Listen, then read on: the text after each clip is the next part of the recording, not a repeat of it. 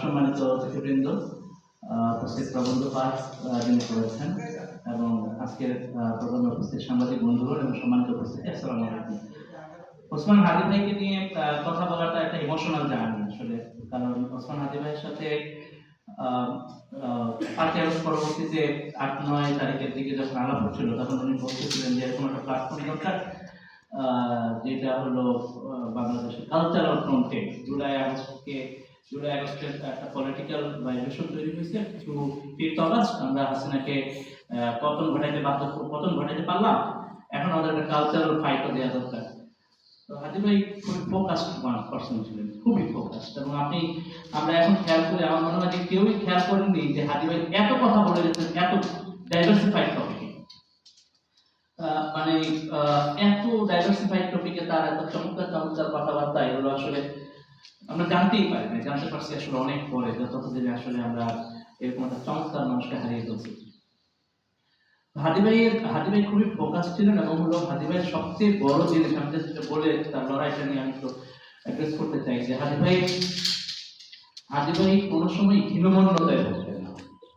এটা অনেকের মধ্যেই আমাদের মধ্যে কাজ করে, পরিচয় নিয়ে হীনমন্যতা, তারপরে একটা প্রোগ্রাম ডাকলে লোক হবে কি হবে না, তারপরে কয়জন হলো, এইসব নিয়ে তো অনেক একটা মানে টেনশন থাকে, কিন্তু হীনমন্যতা নেই না।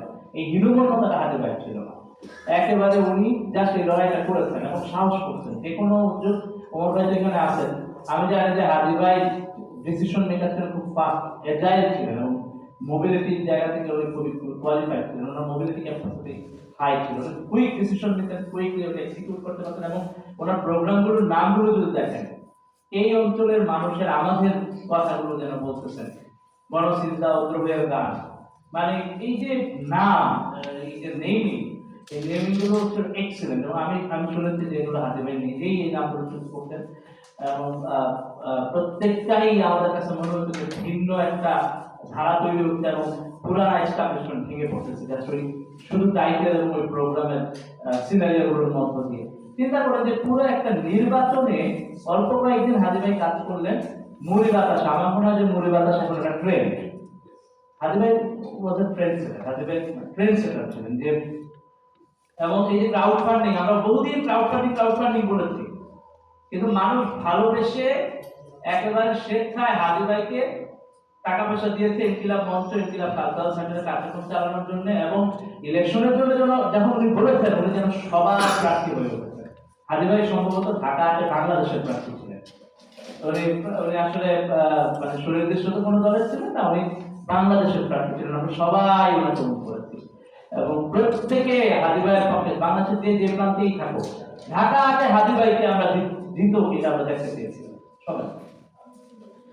এই যে মানে হাদি ভাইয়ের এবং হাদি ভাইয়ের কথাগুলো দেখেন, আমার মনে হয় যে প্রত্যেকটা কথাই এত লার্নিং ছিল, যে উনি যখন বলতেছেন যে জয়টাই মানে আমরা জিতটাই জীবন না, লড়াইটাই জীবন। এই যে মানে জয়টা জীবন না, লড়াইটা জীবন, এই যে ফিলোসফিক্যাল আন্ডারস্ট্যান্ডিং যে আমরা ফাইটটা করবো, স্ট্রাগলটা করবো, যেটা উনি বলতেছেন যে ইনসাফের জন্য ফাইট করবেন, এবং ইনসাফের জন্য ফাইটটাকে উনি লাইফ হিসেবে ডিফাইন করতেছেন, সাকসেসের পেরিমিটারে চেঞ্জ করে দিচ্ছেন, যে সাকসেসের পেরিমিটার জয়ের মধ্য দিয়ে হবে না, আমি যে লড়াইটা করলাম, স্ট্রাগলটা করলাম, এই ফাইটটা যে করলাম, that is the perimeter of the success. So that's what the philosophical understanding of Hadi Bhai lies. So Hadi Bhai was excellent in those lines. যে কারণে আপনি দেখেন সকল কথার সকল জায়গায় একই রকম তাৎপর্য থাকে না। এখন আমি এই ঘরের মধ্যে যতই আপোষ না সংগ্রাম স্লোগান দেই, এটা জুলাই আগস্টের ময়দানের অনুভূতি কখনোই হবে না, কারণ ময়দানে দাঁড়িয়ে আমি যখন আপোষ না সংগ্রাম স্লোগান দিয়ে আমি জানি তখন আমি কিসের মধ্যে দাঁড়ায় স্লোগান দিচ্ছি, যে কোনো মুহূর্তে গুলি আসতে পারে, যে কোনো মুহূর্তে আমার পাশে কিংবা আমি আমার সহযোগিতা যে কেউ আমরা গুলিকে শহীদ হয়ে যেতে পারি। এই প্রস্তুতি আমাদের ছিল প্রত্যেকেরই কম বেশি রাজপথে। তো রাজপথে দাঁড়ানো আপোষ না সংগ্রাম, দালালি না রাজপথ স্লোগান, আর হলো গিয়ে ঘরের মধ্যে বসে স্লোগান, এগুলোর মধ্যে তো অবশ্যই পার্থক্য আছে। হাদি ভাই যখন বলেছেন জান দেবো কিন্তু জুলাই দেবো না, ওইটার কনটেক্সট এখন আমি যতই বলি এই কনটেক্সট আপনি মিলাতে পারবেন না। That was the emotion particular মোমেন্টে, যখন জুলাইকে নিয়ে কেনাবেচা চলছে, ক্রেডিট শেয়ারিং চলছে, নানা আলাপ আলোচনা চলছে, তখন হাদি ভাই ওয়াজ ভেরি ফোকাসড, এবং উনি এই ইউনিফিকেশনের জায়গায় ফোকাস ছিলেন, এবং বারবার বলেছেন জান দেবো কিন্তু জুলাই দেবো না। এবং আপনি এই শব্দটা বললে দেখবেন যে সবচেয়ে ইউনিক এবং অনেস্ট ফিগার হিসেবে যে ইমাজিনেশনটা, যে ইমেজটা আপনার মনের মধ্যে হয়, আমার মনের মধ্যে হয়, সেটা হচ্ছে হাদি ভাইয়ের image। এই যে মানে ওনার আন্ডারস্ট্যান্ডিং, এবং উনি যখন বলেন যে হলো এই জালিমের বিরুদ্ধে গালি হচ্ছে মহাকাব্য, তখন আমি বুঝি যে মানে টার্ম কতটা পাওয়ারফুল। আপনি ওই গালিগুলো এখন শতবার দিলেও ওটা ভালো লাগবে, ওটা গালি মনে হবে। কিন্তু হাদি ভাই ছিলেন natural, and that was really একটা প্রতিভা। এই যে প্রতিভা করা, মানে এই যে ল্যাঙ্গুয়েজকে মেইন স্ট্রিমিং করে ফেলতে পারা এবং মানুষের মধ্যে জায়গা করে নিতে পারা, আমাদের অন্তরে এই কথাগুলোকে গেঁথে পারা, হাদি ভাইয়ের গালিও ভালো লাগতো সব। হাদি ভাইয়ের সংবাদ সম্মেলনগুলোতে ছিল এক একটা মাস্টার স্ট্রোক, যে ওই সংবাদ সম্মেলন সবাই দেখতে এবং ওইখান থেকে আমরা শিখতাম। তো মানে এই যে একটা মানুষ তার পুরো এই অল্প মানে এই 1.5 বছরের এর আগে জার্নির কথা বলতেছিলাম, জাস্ট জুলাই মাস পরবর্তী এই 1.5 বছরের কথাই যদি চিন্তা করেন যে একটা মানুষ কিভাবে করে এত ডাইভার্সিফাইড বিষয়ে কথা বলে যাচ্ছেন, একটা ফিলোসফিক্যাল লাইন ক্রিয়েট করেছেন। হাদি ভাইকে মার্ক করা যায় যে হু ইজ হাদি ভাই, আপনি বলতে পারেন যে হাদি ভাই কে? হাদি ভাই স্ট্রাগল, হাদি ভাইয়ের স্ট্রাগলটা হলো শাহবাগের মধ্য দিয়ে বাংলাদেশে যে বিচারহীনতা তৈরি হয়েছিল, হাদি ভাই এই বিচারহীনতার একেবারে মূল জায়গায় করতে পারছেন। হাদি ভাই এই জায়গাটাকে চিহ্নিত করতে পারছেন, কারণ বিচারহীনতা একটা ফেসিজম ক্রিয়েট করছে। আপনি বিচারহীনতা কিন্তু কখনোই কোনো নিরপেক্ষ জিনিস না। বিচারহীনতার অর্থ হলো শক্তিশালীর পক্ষে থাকা। বিচারহীনতার অর্থ হলো এমন শক্তির পক্ষে থাকা যে শক্তি ওই বিচারহীনতা তৈরি করছে। সুতরাং বিচারহীনতা কখনোই কোনো নিউট্রাল বিষয় না, বিচারহীনতা অ্যাবসলিউটলি শক্তির পক্ষে। তো হাদি ভাই শাহবাগ যে শক্তি তৈরি করেছিল, ফেসিস্ট শক্তি এবং বিচারহীনতার শক্তি, নিরপেক্ষতার একটা বয়ান তৈরি করে সেই যে বিচারহীনতা এবং ফেসিজমের শক্তি তৈরি করেছেন, হাদি ভাই এটা একেবারে স্ট্রাকচারে কিছু করতে পারছেন। হাদি ভাই যখন আধিপত্যবাদ বিরোধিতা করেছেন, সেই বিরোধিতার অর্থটাকে আমরা দেখেছি আমাদের এই লড়াইয়ের সাথে সিনক্রোনাইজ করে। আমরা গত 15-16 বছর ধরে যে লড়াই করেছি এবং এই লড়াইয়ের মধ্য দিয়ে আমরা দেখেছি যে আমাদের প্রত্যেকটা অধিকারকে কিভাবে কেড়ে নেওয়া হয়েছে, আমাদের আমাদের জীবন নিয়ে কিভাবে তুচ্ছ-তাচ্ছিল্য করা হয়েছে। হাসিনা এমন করে কথা বলতো যে মনে হয় যে আমরা তার কাছ থেকে ভিক্ষা নিয়ে 18 কোটি মানুষকে সে খাওয়া, সে ভিক্ষা দেয় বাংলাদেশের মানুষকে, বাংলাদেশের মানুষ ওই ভিক্ষাকে তারপরেও যেন তার প্রতি কৃতজ্ঞতা প্রকাশ করে না, তার এমন একটা ছিল। এবং সে এমন একটা স্টাইলে সে বলতো যেন এটা তার বাপদাদার কাল লোক। যে কারণেই জুলাই আগস্টে কিন্তু আমরা খুবই স্পষ্ট ভাবে স্লোগান দিয়েছি, লাখো শহীদের রক্তে কেনা চেষ্টা করো বাপের। এই যে আন্ডারস্ট্যান্ডিং, এই আন্ডারস্ট্যান্ডিং গুলো আসছে ওই জায়গা থেকে। তো হাদি ভাইয়ের লড়াইটাকে আমি মনে করি যে অ্যাবসলিউটলি উনি একটা ফোকাস পয়েন্টে ছিলেন এবং একটা কালচারাল জায়গা উনি তৈরি করতে পেরেছেন, একটা সেন্টার তৈরি করেছেন। সেখানে উনি রেগুলার সেশন গুলো করতেন, আপনি টপিক গুলো দেখবেন এবং হলো যে ওনার প্রোগ্রাম এবং ওনার যে আলোচনা এই জিনিসগুলো দেখবেন। এই প্রত্যেকটা জায়গায় হাদি ভাই একটা ডিফারেন্ট ভাইব ক্রিয়েট করতে পেরেছেন। আমরা তো বুঝতেই পারলাম না যে একটা মানুষ আল্লাহর কাছে এত প্রিয় হয়ে গেলেন এবং বাংলাদেশের লাখো মানুষের হৃদয়ে হাদি ভাই যে দাগ কেটেছেন, আমার মনে হয় যে এটা চিরজীবন স্মরণীয় হয়ে থাকবে এবং এই লড়াইটাকে আমরা অব্যাহত রাখবো ইনশাআল্লাহ। আমাদের এখন কাজ হলো যে হাদি ভাই দেখেন, আমি জানি না হাদি ভাই এত প্রিপেয়ার কিভাবে ছিলেন। ওনার লাস্ট যদি আপনি বক্তব্য শুনেন, উনি শাহাদাতের জন্য প্রস্তুতি নিচ্ছিলেন। উনি ওনার পরিবারকে আপডেট করে গেছেন। 12 তারিখ গুলি খেয়েছেন, 11 তারিখ উনি হিসাব দিয়ে গেছেন ভিডিও বার্তার মধ্য দিয়ে। আমি শুনেছি কালচারাল সেন্টারের কাছে যে 1 টাকার হিসাবও বাকি নেই। আপনি চিন্তা করতে পারেন যে একটা মানুষ 11 তারিখ উনি ভিডিও বার্তার মাধ্যমে সমস্ত ওনার কাছে যে ক্রাউডফান্ডিং এর আয় সমস্ত আয় হিসাব দিয়ে গেছেন। এরপরে 3 তারিখে উনি ওনার জীবনী নিয়ে 5 পর্বের একটা সিরিজ করেছেন 3রা আগস্টে, 3রা ডিসেম্বর। তো আমার মনে হয় উনি একটা প্রিপারেশনের মধ্যে ছিলেন যে উনি আমি আমার 4 বা 5 তারিখে আমি কালচারাল সেন্টারে গিয়েছিলাম হাদি ভাইয়ের সাথে আলাপ করতে, সামনে কি আমরা করবো, কিভাবে আগানো যায়, কি বিষয় আসলে। হাদি ভাই বলতেছে, ভাই সামনে আগানোর আগে এখন এই রিসেন্ট লড়াইটা লড়ি, আর সামনের লড়াই তো আমরা লড়বই। তা আমি বললাম যে ভাই আপনার কি চিন্তা ভাবনা? বললো যে আমি তো ফাইটটা করবই। আর অনেক লম্বা সময় গল্প হয়েছে। হাদি ভাইয়ের সাথে আমার যেটা ছিল যে খুব প্রত্যেকটা বিষয়ে কম বেশি আলাপ হতো আর কি। ভাইয়ের কমিউনিকেশন ক্যাপাসিটি ওয়াজ মানে আনবিলিভেবল, মানে আমার মতো কমিউনিকেশন লেস পার্সোনালিটি ওটা দেখাটা ছিল মানে অনেক অনেক বড় ব্যাপার আর কি। হাদিফ ভাই প্রত্যেকটা বিষয় একটা মেসেজ পাঠাইতেন, যে একটা পরামর্শ দেন, অথবা একটা ফোন দিতেন, একটা ভয়েস মেসেজ পাঠাইতেন। আমি দেখি যে আমার মোবাইলে এত মেসেজ আর এত ভয়েস মেসেজ হাদিফ ভাই যে বিভিন্ন বিষয়ে। তো এবং আমি আমি শুনেছি অনেকের সাথে উনি এরকম কমিউনিকেশন মেনটেন করছেন, এগুলো দেখেন একেবারে দল মত নিরপেক্ষ ভাবে হাদিফ ভাই সবার আপনি মানে যাদের কথা চিন্তাও করতে পারেন না যে যাদের কাছে হাজির রিচ করেছেন, মানে এরকম বিভিন্ন জায়গায় রিচ করেছেন, যার প্রত্যেকেই হাজির ভাইকে যে স্বপ্ন দেখেন এবং এই লড়াইটা করতে একটা ইউনিফিকেশনের জায়গায় হাজির ভাই আমাদেরকে করতে দিয়েছেন একটা লড়াই। আমরা কি লড়াইটা করবো, এই লড়াইটাকে ডিফাইন করেছেন। আমি মনে করি যে সেই লড়াইটা এখন লড়ার সময় এই কারণে যে হাজির ভাই বলেছেন যে আমাদেরকে ওই মানে আপনার ওই বক্তব্যটা সবার কাছেই কমন, যে আমাদেরকে বুকে বা মাথায় গুলি না করা পর্যন্ত আমরা এগুলো কিছু মনে করি না, শুধু বুকে বা মাথায় যদি গুলি করে তাহলে আপনারা বিচারটা করবেন। এই যে আমাদের উপর একটা অনেক বড় দায়িত্ব, বিচারহীনতার সংস্কৃতি আর তৈরি করতে দেওয়া যাবে না। এবং বিচারহীনতা অলওয়েজ শক্তিশালীর পক্ষ না, এবং এই শক্তি যদি বিচারহীনতা দিয়ে আনন্দ পেয়ে যায় তাহলে এই শক্তি আমাদের উপর ফেসিদম চাপাই দেবে আবার। আমি এই জায়গা থেকে আমি এখানে আমরা যারা আছি আমাদের প্রত্যেকেরই এইটা বোঝা দরকার, আজকের আলোচনার মধ্যে যে রাষ্ট্রীয় সংকট আধিপত্যবাদী কাঠামো আছে, একটা কোশ্চেনের উত্তর রাষ্ট্র দিতে পারলো না, খুনি কোথায়? এই রাষ্ট্র দিয়ে আমরা করবো যে রাষ্ট্র শুধু বলতে পারে না যে খুনিটা কোথায়, কারণ আমাকে জানতে হবে যে এই খুনের পেছনে কারা কারা জড়িত। ফয়সাল সেই কিলার না, তার পেছনে অনেক বড় একটা কিছু না থাকলে, কারণ বাংলাদেশে আপনি খেয়াল করেন এখন পুরো মাঠ ফাঁকা, no one is talking for the people. হাজিরা হতে পারছেন, হাজিরার এক্সপেন্স ক্লিয়ারলি বোঝা যাচ্ছে পুরো ফিল্ডে এইরকম আর মানে ফিগার নাই। হ্যাঁ, এগুলো বক্তব্য বয়ান সবাই একই রকম দিতে পারে না। হাজি ভাই ছিল আলহামদুলিল্লাহ, হাজি ভাইয়ের সামনে এরকম ভোকাল এত লজিক্যাল এবং মানে ওরা যে প্রেমিক, আমার মনে হয় যে অ্যাবসলিউট মানে সুপার লেভেল কোয়ালিটি ক্যাপাসিটি। তো আপনি খেয়াল করুন অলরেডি আমাদের একটা শূন্যতা ফিল হচ্ছে।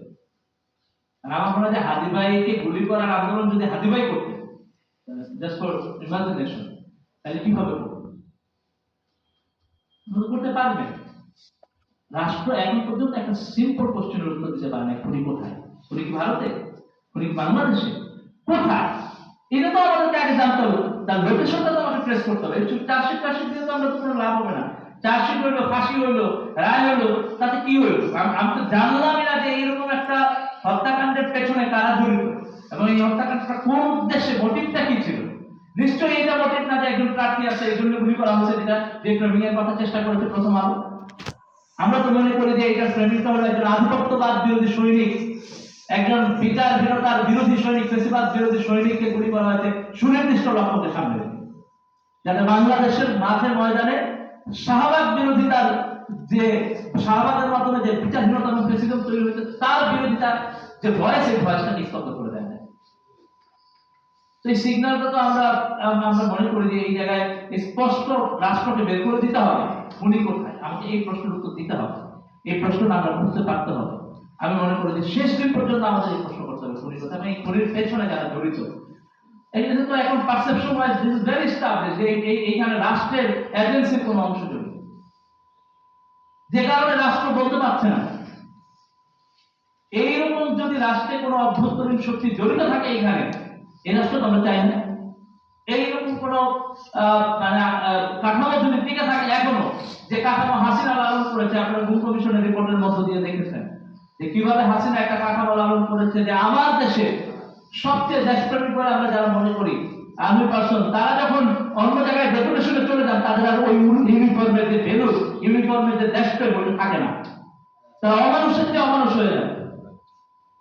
এইটাই তো আমরা দেখতে পারলাম এই প্রত্যেকটা জায়গার মধ্য দিয়ে। তাহলে এই যে মানে আমার আমার আমার দেশের কালচার, এই কালচার মেনটেন কিন্তু আমরা আমাদের সাথে সাথে দিব না। এখানে তো আমাদেরকে একটা লড়াই করতে হয়েছে ভাই, শত শত মানুষের গুমের ইতিহাস, এবং আপনার গুম কমিশন 1600 মানুষের ডকুমেন্টেশন হাজির করছে গুম হওয়া, এবং বলছে যে এছাড়াও আরো 3000-4000 মানুষের ডকুমেন্টেশন বাকি আছে। কেন বিলিভটা জাস্ট একটা হ্যান্ড পিক করা হয়েছে একটা মানুষকে রাস্তা থেকে পিক করে জাস্ট নাই করে দেওয়া হয়েছে, জাস্ট নাই। এইরকম একটা রাষ্ট্র আমরা চাই না, এইরকম রাষ্ট্র যে রাষ্ট্র বিচার না, যে রাষ্ট্র নিরাপত্তা। হাজি ভাইয়ের যে উপর যে গুলি, এই গুলিটা আমি মনে করি যে এই গুলিটার মিনিং শুধুমাত্র হাজি ভাইকে হত্যা না, এই গুলিটার মিনিং এর চেয়ে অনেক বড়। সেইখান থেকে আমাদের লড়াইটা অনেক বড়। এই আধিপত্যবাদী কাঠামোকে ভাঙতে না পারলে এবং এই কাঠামোকে ভেঙে মানুষের নিরাপত্তার জন্য, এবং হাজি ভাই যে ইনসাফের কথা বলেছেন, সেই ইনসাফ নিশ্চিত করা লড়াইয়ের জন্য যে কাঠামো দরকার, সেই কাঠামোতে রূপান্তর করতে না পারলে আমরা কিন্তু এই লড়াইটা দেখতে পারবো না। এবং আনফরচুনেট, আমি মনে করি যে এটা ভেরি আনফরচুনেট যে বাংলাদেশে যে ট্রান্সফরমেশন থ্রু ফিফথ আগস্ট হয়েছে, সেখানেও আমরা দেখতেছি যে একটা বড় অংশ এই ট্রান্সফরমেশনকে রিকগনাইজ করতে চায় না। এবং এই যে আপনার বাংলাদেশের মানুষের মনস্তাত্ত্বিক যে পরিবর্তন হয়েছে, একটা লড়াই করার জন্য আমরা তরুণেরা যে প্রস্তুত হয়েছি, 40% এবার হলো যে আপনার এই ইলেকশনে 40% young voter. We should decide যে কারা আমাদেরকে রুল করবে। যারা রাষ্ট্রে এই ধরনের নিরাপত্তাহীনতা জারি রাখবে তাদেরকে আমরা ভোট দিয়ে দিতে দিব না। যারা রাষ্ট্রের এই যে স্ট্রাকচারকে অ্যাজ ইউজুয়াল রেখে দিবে এবং রাষ্ট্রের স্ট্রাকচারকে কোশ্চেন করার মতো ক্যাপাসিটি আমাদেরকে দিবে না, আমরা কোশ্চেন করলে আমাদেরকে নিরাপত্তাহীনতায় পড়তে হবে, এই ধরনের রাষ্ট্র আমরা চাই না। That should be very clear. বাংলাদেশের গুম কমিশন যে রিপোর্ট জারি করেছে, আমার ধারণা বাংলাদেশের অধিকাংশ মানুষের মনে আশঙ্কা যে এটা বিচার হবে না। Why not? হাজি ভাইয়ের লড়াই যদি আমরা রিয়েলি কন্টিনিউ করতে চাই, that is the fight, that is the fight. বাংলাদেশের নির্বাচন কমিশনের আপনারা জানেন যে তিনটা নির্বাচন, 14, 18, 24 নির্বাচন নিয়ে একটা কমিশন হচ্ছে, তারা রিপোর্ট দিয়েছে। বিডিআর যে পিলখানা হত্যাকাণ্ড হয়েছে তার নিয়ে রিপোর্ট, সেই রিপোর্ট এখন পর্যন্ত প্রকাশ করা হয়নি। আমি মনে করি যে এই জিনিসগুলো আমাদের একটা বিরাট অস্বস্তি, একটা অনিরাপদ অবস্থা তৈরি করছে।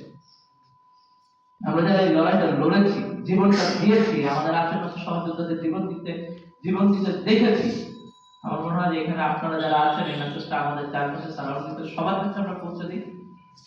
এইবার বাংলাদেশ কনস্ট্রাক্ট না করে আমাদেরকে সরা যাবে না এই লড়াই থেকে। বাংলাদেশকে আমাদেরকে প্রিভিল করতেই হবে, এই স্ট্রাকচারকে ভেঙে ফেলতেই হবে, যে আধিপত্যবাদী কাঠামোতে এই স্ট্রাকচারকে আমাদের ভেঙে ফেলতেই হবে, পারতেই হবে। This is our promise to the next generation. একটা জেনারেশন, যে জেনারেশন ফাইট করে ফেলছে, জীবন দিয়ে ফেলছে, তারা এটা কনস্ট্রাক্ট না করে গেলে আমার নেক্সট জেনারেশন আবার সাফার করবে। That should not continue. এইখানেই একটা স্টপ মার্ক আমাদেরকে দিতে হবে। সেজন্য আরো কিছুদিন আমাদেরকে কাজ করতে হবে, আরো একটা লড়াই আমাদের লড়তে হবে। আমি আপনাদেরকে সে লড়াইয়ের প্রস্তুতি নিতে বলি। হাজি ভাই সবসময় একটা ফাইট করতে বলতেন, এবং হাজি ভাইয়ের এই ফিলোসফিটা আমাকে ব্যাপকভাবে প্রভাবিত করেছে। তার সাথে বন্ধুত্ব সম্পর্ক, দীর্ঘদিনের পথ চলায় অনেক কিছু ভাইয়ের সাথে শিখেছি। বুঝতে পারি না যে এত প্রিয় হয়ে গেছেন আল্লাহর কাছে, মানুষটা এত মানুষের হৃদয়ে আশ্রয় দিতে পেরেছেন।